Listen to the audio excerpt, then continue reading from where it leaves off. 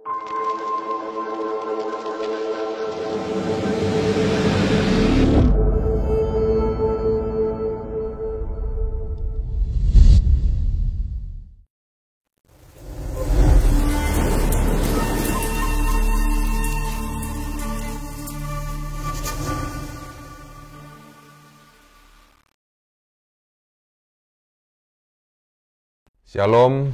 pemirsa yang diberkati oleh Tuhan. Kita bertemu kembali dalam diskusi sekolah sahabat kita, di mana pada minggu ini kita akan belajar pelajaran sekolah sahabat kita yang ketiga. Pelajaran kita yang ketiga, di mana diberi judul Kuasa Yesus yang Ditinggikan. Siaran ini kami siarkan dari studio Voice of Seven, Conference Jawa Kawasan Timur, Jalan Tanjung Anom nomor 7, Surabaya. Dan acara ini berlangsung atas kerjasama dari Departemen Komunikasi dan Departemen Sekolah Sahabat, KJKT, dan kami juga rindu untuk melayani Bapak Ibu pemirsa semuanya. Bila mana perlu didoakan atau belajar Alkitab, bisa menghubungi nomor telepon atau WA yang ada di layar, dan tim kami akan menolong Bapak Ibu sekalian. Bapak Ibu pemirsa yang kami kasihi, pelajaran kita di triwulan yang ketiga ini dari buku Efesus, dan pelajaran yang ketiga saat ini adalah kuasa Yesus yang ditinggikan, di mana ada dua narasumber kita yang akan memberikan kesimpulan pelajaran kita pada minggu ini. Adalah yang pertama, di sebelah kanan saya, beliau adalah Bapak Sihol Hutoruk, anggota jemaat dari Dukuh Kupang, Surabaya. Dia adalah juga seorang yang rajin dan setia dalam pelayanan untuk membantu dalam pekerjaan Tuhan. Dan di sebelah kiri saya adalah saudara Afriyadi Siahaan. Beliau masih kuliah kependetaan di UNAI, yang saat ini melangsungkan praktek di Surabaya untuk memperlengkapi pendidikan dan pelayanannya nanti ke depan. Jadi kita akan belajar bersama-sama dari pelajaran sekolah sahabat kita, dan kita akan awali dengan doa. Kami minta saudara Afriyadi bisa pimpin dalam doa buka. Oke. Mari kita sama-sama berdoa. Bapa kami yang di surga, Bapa kami yang penuh kasih, saat ini Tuhan, kami hendak mau mendalami firman Tuhan melalui pelajaran sekolah sahabat. Biarlah Roh Kudus menjadi bagian kami, biarlah pikiran kami Tuhan bantu, Tuhan buat kami mengerti akan pelajaran sepanjang pekan ini, dan biarlah pelajaran ini menjadi berkat bagi kami dan kami boleh terapkan dalam kehidupan kami sehari-hari. Dengarlah doa kami Tuhan, kami serahkan semua ke dalam tangan-Mu, di dalam nama Yesus kami berdoa. Amin. Amin. Terima kasih. Jadi bila mana kita berbicara tentang kuasa, kalau kita melihat pelajaran kita, diberikan contoh di situ adalah kendaraan ya. Ada kita kenal dengan istilahnya horsepower atau tenaga kuda. Semakin besar itu horsepowernya, maka kendaraan itu akan semakin kuat atau semakin kenceng kalau berlari. Zaman sekarang mungkin ada mobil Ferrari, Lamborghini yang cc-nya besar, yang lari bisa ratusan kilometer per jam karena memiliki tenaga yang kuat. Bapak Ibu Saudara sekalian, kita di sini bukan berbicara tentunya tentang tenaga atau kekuatan mesin, berapa horsepower dan sebagainya. Karena ada kuasa yang jauh lebih besar daripada itu. Dan itulah yang akan kita pelajari, yaitu kuasa Yesus yang ditinggikan. Untuk itu kami minta Saudara Afriyadi dulu, orang muda kita ini, mungkin bisa memberikan tanggapan kesimpulan dari pelajaran kita yang sudah dipelajari. Silahkan Saudara Afriyadi. Oke, terima kasih Pendeta Sino Haji. Ya. Dan saat ini pelajaran kita yang ketiga ini adalah kuasa Yesus yang ditinggikan, atau kalau penulisnya dalam bahasa Inggris dia bilang the power of the exalted Jesus. Itu kuasa Yesus yang ditinggikan, di exalted.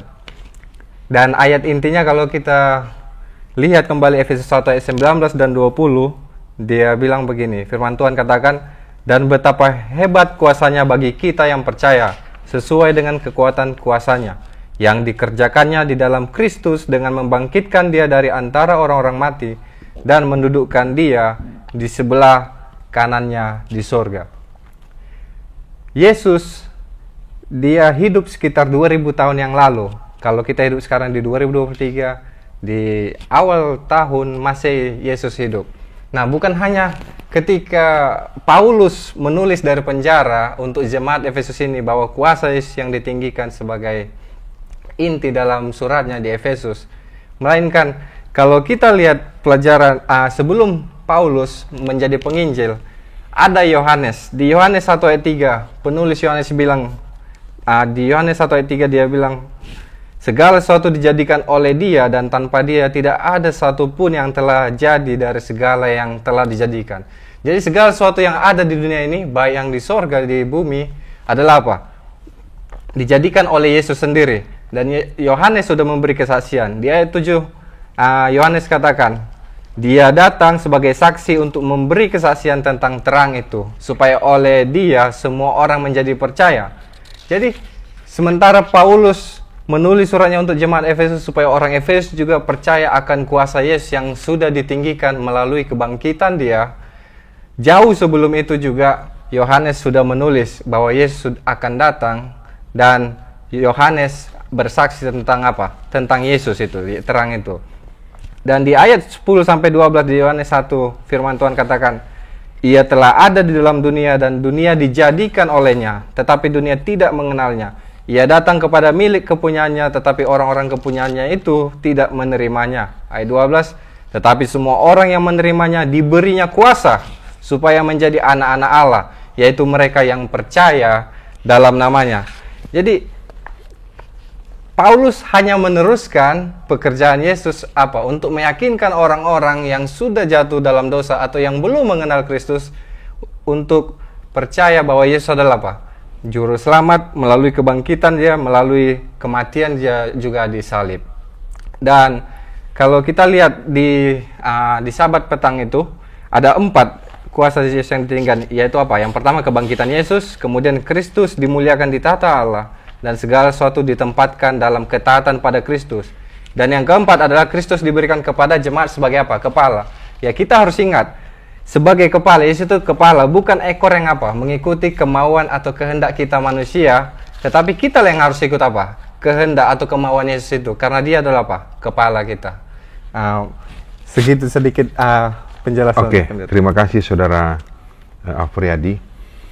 Di dalam pelajaran kita ini dikatakan bahwa kita membutuhkan doa. Bahkan Rasul Paulus pun senantiasa berdoa untuk umat-umat Tuhan yang ada di Efesus, yang ada di Efesus.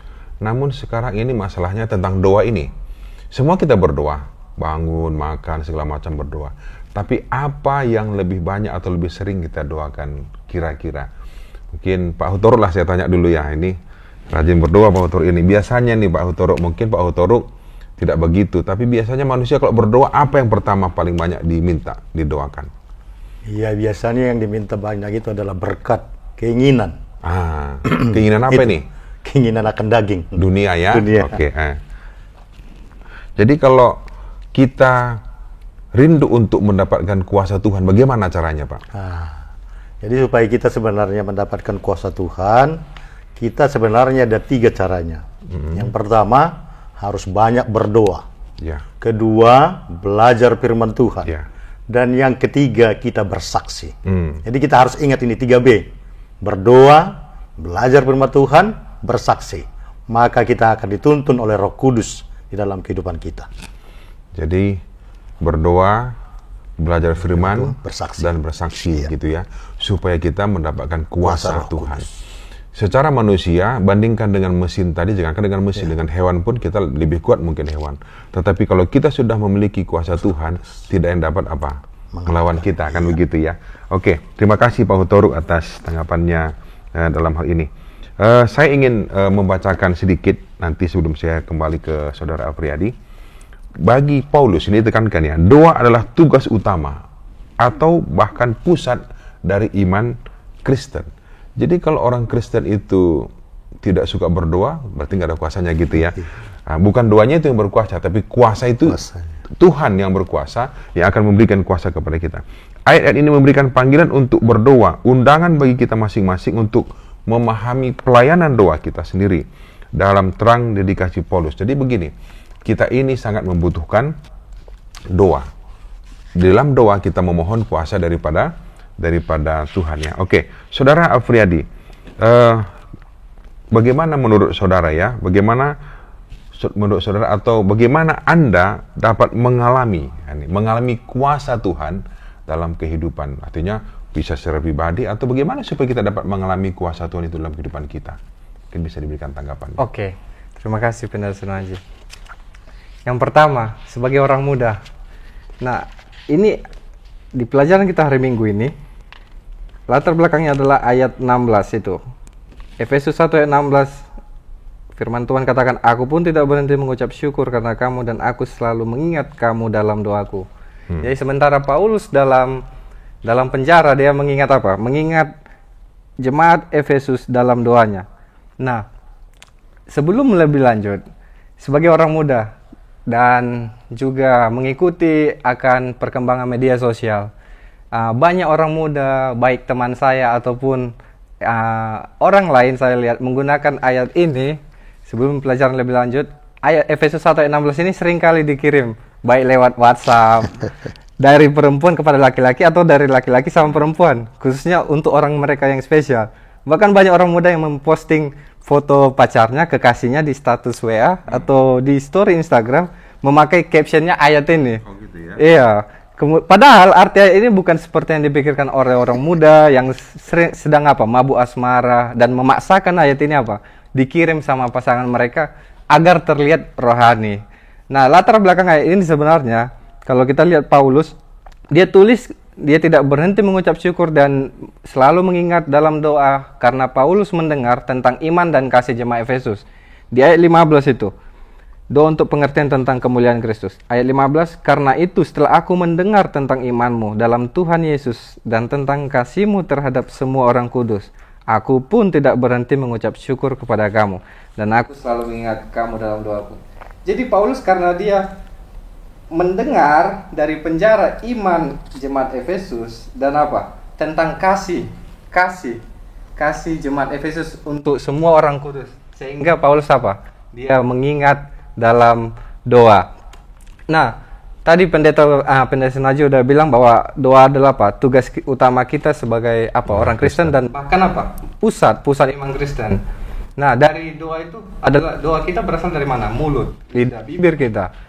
Keluar kata-kata yang doa sendiri adalah kita sangat perlu, dan juga bukan cuma sendiri, baik di rumah tangga maupun bersama semua anggota keluarga.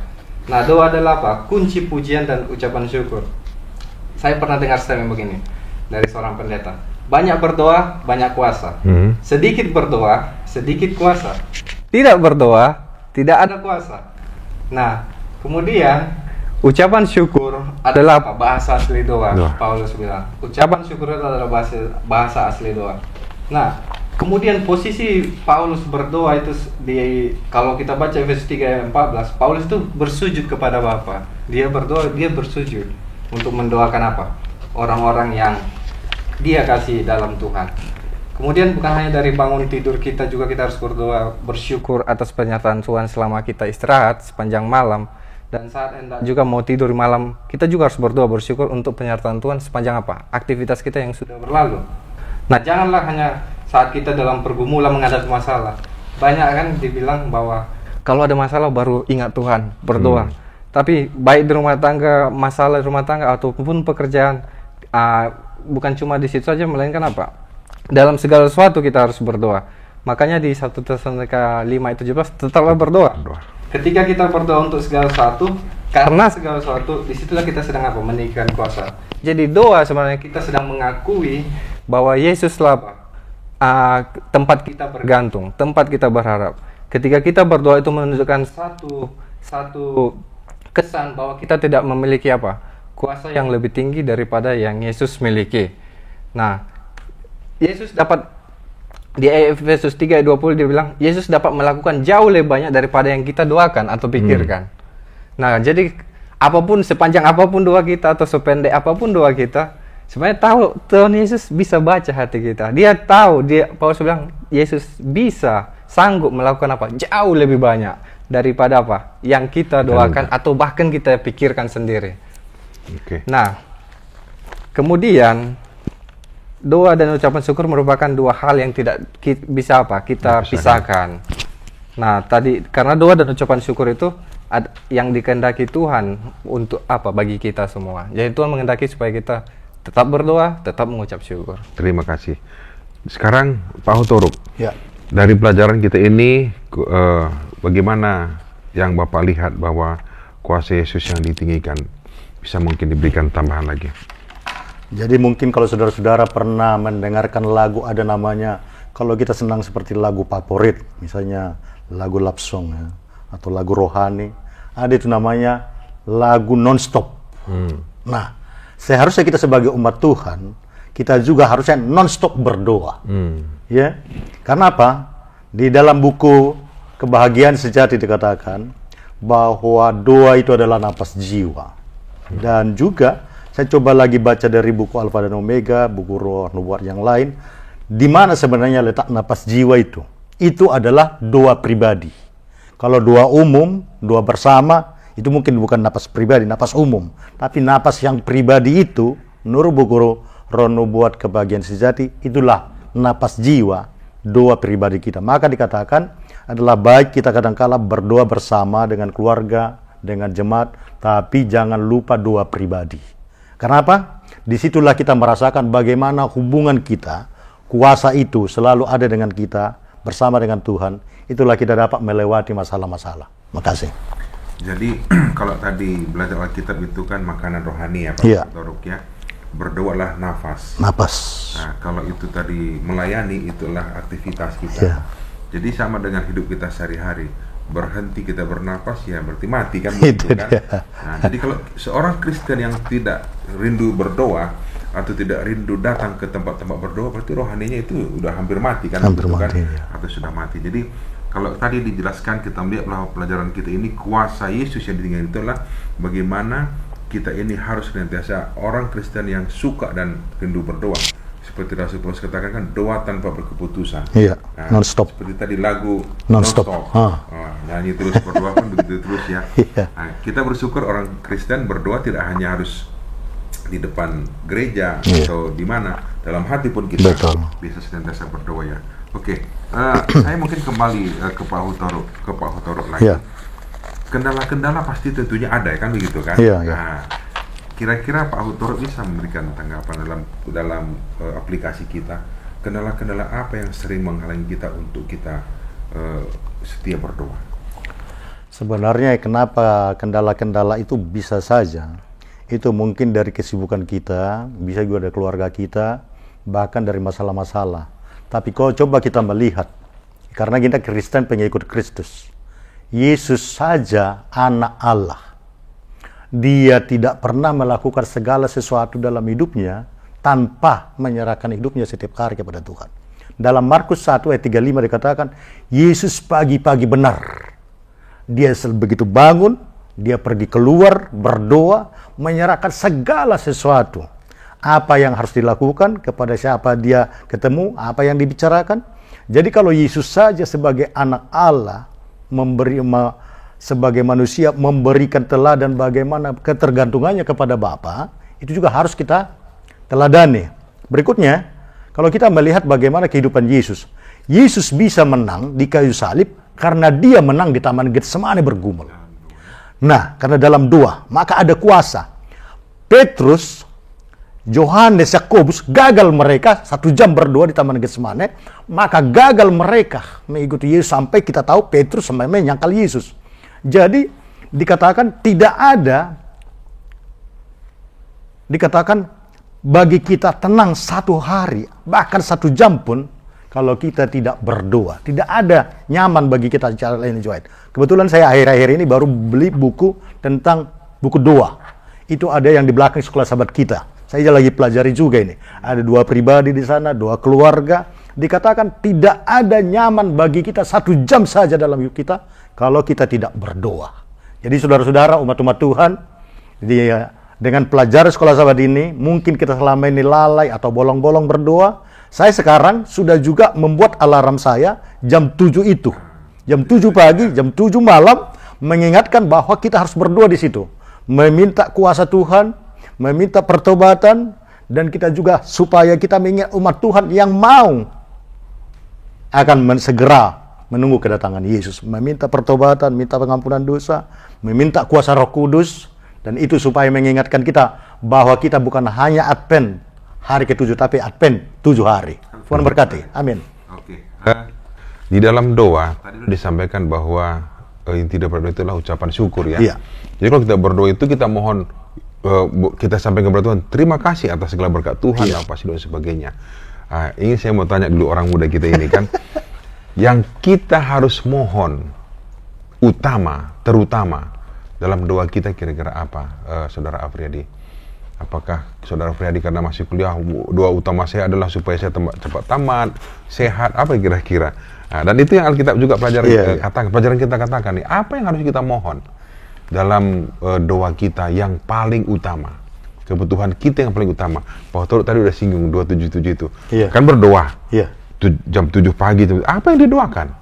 Apakah bisnis nomor 1 yang didoakan di situ? Nah ini, kira apa? Ini orang muda, beliau ini sudah tahu jawabannya, karena sudah orang tua. Orang muda apa yang menurut Afriyadi? Atau teman-teman kamu biasanya butuhkan? Baik. Yang saya observasi, yang saya lihat dalam kehidupan, karena saya sebagai orang muda, melihat perkembangan pesatnya ini, teknologi, kemajuan yang nggak bisa dibendung ini, banyak cobaan, godaan orang muda, yang apa? Yang sering kali memang bisa menjatuhkan orang muda itu, sampai apa? Ya jatuh turun drastis gitu kan. Nah makanya Yesus bilang dalam doanya apa? Dia bilang, dan janganlah membawa kami dalam pencobaan, lepaskanlah kami daripada yang jahat. Jadi kebutuhan kalau orang muda, karena saya orang muda, adalah cobaan orang muda ini sangat berat. Jadi untuk perlu didoakan apa ini sekarang? Nah, yang doakan minta kekuatan supaya menghadapi apa? Untuk terus berserah sama Tuhan, jangan sampai jatuh dalam pencobaan. Banyak teman yang akan mengundang kita untuk berbuat dosa ataupun pergi ke tempat-tempat yang sebenarnya tidak layak kita pergi ke sana, karena Tuhan tidak kehendaki itu. Jadi pergumulan orang muda adalah apa? Baik dalam pergaulan, habis itu makanan ataupun aktivitas hiburan mereka itu terkadang bukan cuma terkadang tapi sering mereka pergi ke tempat hiburan yang tidak sepantasnya kita orang Kristen untuk pergi ke situ. Jadi yang harus didoakan senantiasa dimohon adalah apa tadi? Bisa diulangi? Pergaulan, kekuatan untuk melawan godaan dunia ini ya. Ya, pelajaran kita mengatakan Roh Kudus ya. Itulah kebutuhan terbesar kita. Yang karena Roh Kudus yang akan menuntun, mengajar kita kepada kebenarannya. Ada statement Roh Nubuat kalau tidak salah, itulah doa itu bukan mengubah Tuhan, tapi mengubah kita, begitu Pak Otor ya. Kadang-kadang kan kita berdoa itu kita mau ubah Tuhan. Maunya kita harus ikut yang Tuhan yang ikut. Nah, bisa dijelaskan dulu sedikit Pak Otor, bagaimana doa mengubah kita bukan mengubah Tuhan? Dalam kebahagiaan sejati itu ditulis bahwa kita berdoa bukan membawa Tuhan turun kepada kita, tapi kita yang naik kepada Tuhan. Sebenarnya pada saat kita baca Alkitab, disitulah Tuhan berbicara kepada kita. Pada saat kita berdoa, disitulah kita berbicara kepada Tuhan. Sebenarnya tadi sudah dibahas sedikit oleh Pak Saudara Afriyadi tadi di hari Minggu, bahwa kita ini berdoa jangan seperti mungkin mobil pemadam kebakaran. Nah, mungkin kalau saya juga istilah itu. Artinya jangan kita selalu karena lagi butuh atau hanya emergency. Kita perlu continue. Ya, saya setiap pagi begitu bangun, pada umumnya mungkin orang-orang ambil handphone atau ambil remote, ambil koran, enggak. Kalau saya sebelum keluar dari tempat tidur harus berdoa, terima kasih Tuhan masih bisa bangun hari ini. Banyak orang tidur tapi nggak bangun lagi pagi. Makanya kita begitu bangun, terima kasih. Dan saya juga sebelum berrenungan dengan keluarga, saya sudah selalu ada renungan pribadi. Saya baca Alkitab setiap hari satu pasal. Jadi itu sebenarnya, jadi kita saat kita berdoa itu bukan sebenarnya mengubah Tuhan, justru mengubah kita. Dan makin kita banyak berdoa, makin banyak kita belajar firman Tuhan, makin sadar kita orang berdosa, bahwa kita perlu diperbaiki supaya sesuai dengan kehendak Tuhan. Oke, yang ini yang terakhir ini ya. Saya tanya dulu orang muda, nanti orang tua. Kan sering ada orang kecewa dalam doanya, kan begitu kan? Karena doanya tidak dijawab oleh Tuhan. Oke, sekarang dari orang muda ini, dari sisi orang muda, apa kira-kira yang didoakan itu dan kenapa kecewa? Bisa nggak diberikan tanggapannya itu? Pernah nggak kamu berdoa pribadi kecewa nggak? Atau teman kamu bilang, waduh, ngapain saya berdoa juga? Tuhan nggak jawab. Itu kan kecewa namanya kan? Saya sudah minta ulang-ulang, Tuhan juga tidak jawab. Itu kan kecewa. Kira-kira gimana? Orang muda gimana melihat hal ini? Siap-siap orang tua. Baik, terima kasih pendeta. Nah, ketika kita mengalami kita mengalami kekecewaan, padahal kita sudah sering doakan. Ya Tuhan tahu yang terbaik gitu. Berarti bukan itu waktunya. Waktunya belum. Tuhan tahu ya, Tuhan punya rencana yang lebih baik untuk hidup kita gitu. Ketika kita menginginkan sesuatu, kita doakan karena itu bahkan itu yang kita butuhkan. Kita pikir kita itu butuhkan. Tapi Tuhan Tuhan belum kasih. Tuhan belum kasih. Percaya, kita harus tetap punya iman kepada Tuhan, tetap beriman, berpegang, jangan lepaskan pegangan. Karena Tuhan bilang, Paulus sendiri bilang tadi dalam Efesus 3 ayat 20, dia bilang Yesus itu sanggup, dia bisa melakukan jauh lebih banyak dari yang kita pikirkan, yang kita bayangkan, kita doakan juga. Jadi tetap kita tetap bergantung, beriman kepada Tuhan, jangan lepaskan. Itu kan namanya sudah berubah dia itulah kan. Begitu kan. Masalahnya nggak berubah itu kan. Masalahnya, wah ngapain juga saya berdoa? Ngapain saya ke gereja? Dan itu yang terjadi kan, kecewa. Nah, karena kadang-kadang kan kita juga dalam berdoa yang kita minta itu hanya hal-hal duniawi. Makanya kecewa Bapak Toru ya. Tapi coba kalau kita minta hal rohani, Tuhan urapi saya dengan roh kudus-Mu, pasti Tuhan langsung jawab. Bahkan pernah kecewa toh. Tapi kalau minta hal-hal duniawi, ya mungkin Tuhan belum kasih dan tidak kasih. Akhirnya kecewa. Nah, jadi orang-orang muda, ya seperti benar yang Saudara Afriyadi katakan, tapi apakah sudah semua menghidupkan bahwa kalau kita berdoa Tuhan belum jawab, ya berarti kehendak Tuhan itu. Dan kita tetap setia, itu yang penting kan? Kita tetap setia kepada Tuhan, walaupun yang kita minta itu, hal itu belum kasih. Oke, ini kan orang muda. Sekarang ada orang tua. Orang tua pasti punya doa yang lain kan? Nah, anaknya lah, pekerjaan anaknya lah, jodohnya kan begitu. Gimana Pak Hutoro? Oke, sebelum mungkin saya jawab kepada orang tua, saya kasih sedikit gambaran kepada orang muda. Ada seorang muda, dia sudah lama, bahkan mungkin sudah punya umur, tidak punya jodoh-jodoh juga. Berdoa dia, tapi dia bukannya dapat jodoh, suatu saat malah dia digigit anjing. Waduh, sudah saya nggak dapat jodoh, mungkin seperti itu kecewa. Terus saya digigit anjing lagi, padahal ada rencana Tuhan di balik itu. Pada saat dia digigit anjing itu, akhirnya dia diobati, dibawa dia ke klinik. Ya, pada saat dibawa ke klinik itu rupanya ada di sana cewek cantik yang melayani dia. Dan dia tertarik dan akhirnya jodohnya. Jadi kadang kita nggak tahu di balik setiap peristiwa itu ada rencana Tuhan. Oke, bagi kita orang tua, tentunya doa kita, keinginan kita supaya anak-anak kita berhasil ada dalam Tuhan. Tapi saya mau ada kasih satu statement bagi kita. Mungkin ini dari pelajaran sebelumnya ini. Pelajaran yang pertama mungkin atau kedua tentang bagaimana sebenarnya ada satu rahasia supaya kita ini terus jangan kecewa dengan jawaban doa atau belum terjawab. Yang pertama dikatakan sebenarnya tugas kita yang pertama bagaimana kita tinggal di dalam Tuhan itu dulu. Kalau kita sudah tinggal dalam Tuhan, ada lagi sebenarnya yang kedua adalah bagaimana tugas kita untuk membawa orang, memperkenalkan orang kepada Yesus bahwa mereka juga adalah pewaris kerajaan surga. Ya. Sebenarnya kita tidak perlu kecewa kalau kita melihat tokoh-tokoh di Alkitab, kalau doa kita belum dijawab. Contohnya, Abraham, pada saat dia umur 75 tahun, dia berdoa. Tuhan katakan, kamu akan punya anak. Tapi tahukah saudara-saudara, para pemirsa, berapa tahun dijawab doanya? 25 tahun. Barulah Tuhan kirimkan itu siapa? Ishak. Artinya kalau ada dua saudara belum dijawab 1 bulan, 2 bulan, setengah tahun, 1 tahun, 2 tahun, jangan berhenti berdoa seperti saya katakan tadi, non-stop. Harus terus berdoa. Kenapa? Kita harus percaya. Tadi dikatakan, saya juga suka ayat itu, Efesus 3:20. Tuhan akan memberikan lebih daripada kita pikirkan. Tuhan memberikan lebih daripada kita doakan. Tuhan akan memberikan lebih daripada kita inginkan. Kita harus percaya kepada Tuhan, seperti seorang anak percaya kepada bapaknya, tidak akan pernah ngecewakan, tidak akan pernah nggak asmakan, pasti melindungi, pasti menjaga, pasti memberikan yang terbaik. Apalagi Tuhan kita, pencipta, pemelihara, juru selamat kita. Jadi jangan pernah kecewa, terus berdoa. Kenapa? Di balik itu Tuhan tahu kapan waktunya yang terbaik adalah waktu Tuhan yang terbaik, bukan waktu kita. Makasih. Itulah orang yang sudah rindu dan suka berdoa ya. Apapun yang Tuhan jawab, kapanpun yang Tuhan berikan, kita tetap setia kepada Tuhan. Amin. Terima kasih Saudara Afriyadi dan juga Pak Hutoruk yang sudah berbagi dalam diskusi kita pada siang hari ini untuk pelajaran ketiga.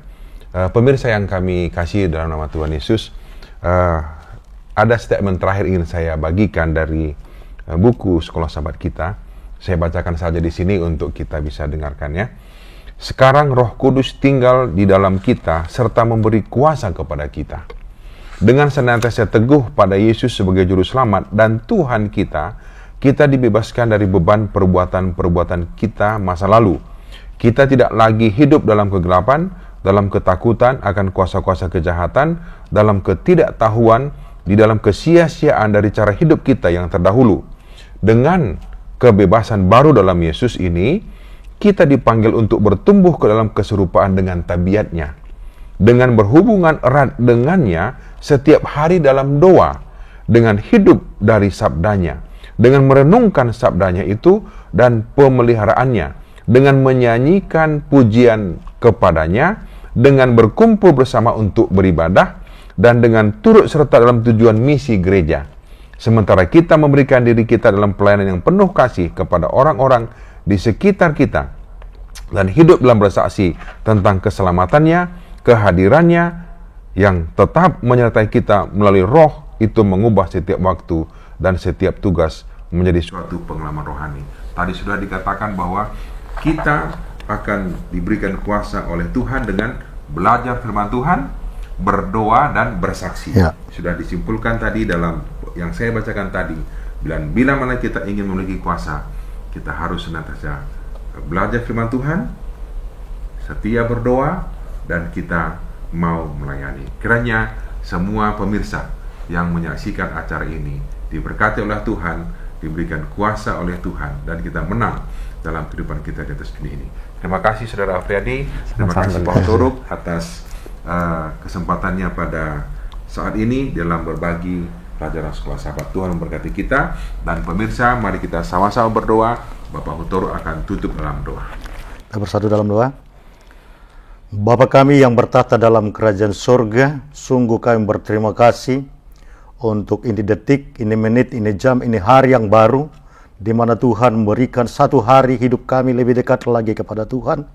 Adalah kebahagiaan bagi kami apabila kami tinggal di dalam Yesus. Dan kami juga bersyukur berterima kasih Tuhan pakai kami menjadi alat Tuhan. Tuhan berikan waktu kesempatan bagi kami untuk menjadi saksi Tuhan. Membawa pekabaran ini sehingga orang-orang lain juga melalui mengikuti acara ini, hati mereka dapat ditinggikan. Dan bahwa mereka juga dipersiapkan bagi kedatangan Yesus yang tidak lama lagi. Pelajaran yang kami pelajari adalah agar kami dapat memiliki kuasa Yesus lebih daripada segala sesuatu yang ada di dunia ini. Bahkan dalam pelajaran Sekolah Sahabat kami ada juga tentang kuasa-kuasa sihir yang ada di Efesus. Anak-anak daripada Skewa yang minta kuasa Roh Kudus dengan uang.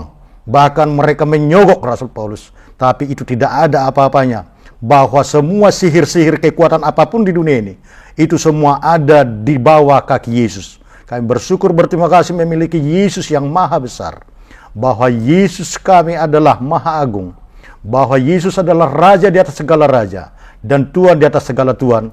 Maka kami siang dan malam selalu berdoa di dalam nama Yesus, karena hanya di dalam nama Yesus ada keselamatan, di dalam nama Yesus ada jalan kebenaran dan hidup. Biarlah kami terus non-stop, tidak membuat Yesus seperti pemadam kebakaran hanya butuhkan waktu genting-genting saja, tapi kami harus non-stop setiap saat, setiap waktu, selalu bergantung kepada Tuhan.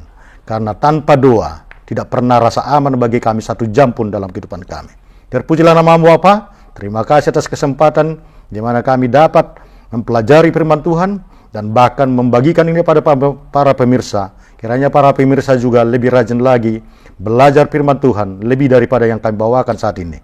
Di dalam nama Yesus kami berdoa ucap syukur. Haleluya. Amin. Amin.